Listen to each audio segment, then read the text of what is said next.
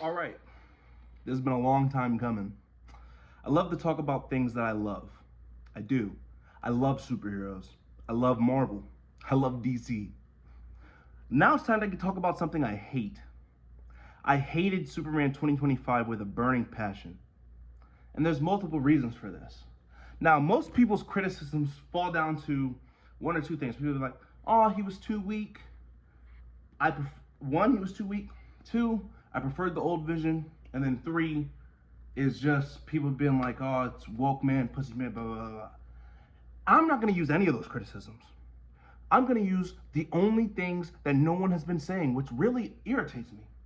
So the thing that ruined Superman 2025 for me is the very start of the movie is the dumbest scene in any movie probably ever. And this includes Catwoman 2004. This includes that. Okay. Superman is in the Fortress of Solitude, all right? Now, mind you, Superman has super hearing, super vision. Okay. The engineer is sneaking up to the Fortress of Solitude. Now, let me ask you this. Superman just can't hear this, even though he's actively using his hearing to hear all the way into Metropolis? But he just cannot hear someone, the only person in the Arctic, sneaking up on the place that he's literally residing at? Okay, let's give it the benefit of the doubt. He wasn't using his hearing then. Then he proceeds to fly directly over her as she says the Kryptonian is gone. He's using his super hearing in this scene, hearing the Hammer of Arabia attacking Metropolis. Okay? He should hear her and see her. All right. Let's give him the benefit of the doubt.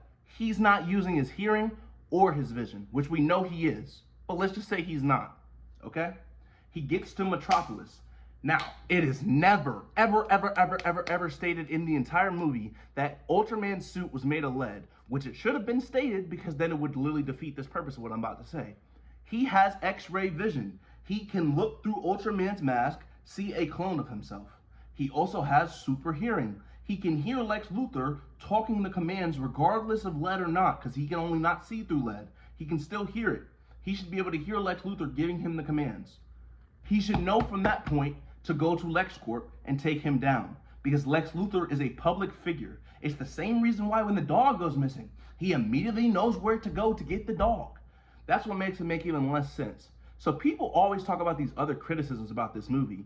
The beginning of the movie makes it either A, Superman is a complete idiot who doesn't know how to use his own powers, or B, he's literally intentionally letting this happen so he can have somebody to fight. You see there's only two options that come down with this. And that's what really makes me more mad. And people are always like, oh, Hope Corps, that movie made me feel hope, inspiring. Fuck that. I don't give a fuck how you feel. I'm mad if the movie makes me feel stupid. Watching that movie insults my intelligence because it requires you to be a dumbass and not know anything about Superman to find it enjoyable. Quite literally, the movie, to be enjoyable, requires you to forget Superman has all these powers and act as if he does not have these powers, which would easily then solve the problems. And this is what's crazier. This is coming from a fucking CW Flash fan. There's plenty of times where Barry will stop to talk. But guess what? At least in the show, by the end of the episode, he locks his shit in and solves the fucking problem like how he should. In this, that's not what happens. Superman doesn't even beat Lex in the end. The dumb dog does. The damn dog does. And that's what I'm saying. Like, this movie was like just rushed. You could tell they didn't even stop to think about, wait, Superman has this power, so this wouldn't work. Huh. Oh, you're right.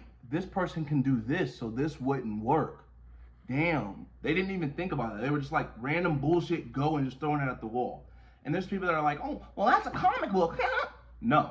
Comic book writers go into intensive detail to make sure that they do not retcon certain things, or they make sure, oh, if this character's done this before, we gotta acknowledge at least that he's done it before, or this is when he did it, and they'll just put, even if it's just a little footnote, they'll put a footnote, read Batman Annual 51, if you want to see, you see what I mean? Like, stuff like that matters, okay? So let's go back into this. The dumbest character in this movie being the insane plot device known as the Engineer. So the Engineer just somehow is able to decrypt the Kryptonian message that not even the Kryptonian robots can do. Literally the robots from Krypton, they can't do it. Supergirl speaks Kryptonian, doesn't mention a damn thing to Superman about this. And then Superman himself doesn't even try to learn Kryptonian? Why? Doesn't make any sense. See, I should have made this video a long time ago, but the discourse over this movie has gone so insane that people are glazing the most mediocre shit. Like, this movie is literally a nothing burger. Literally a nothing burger.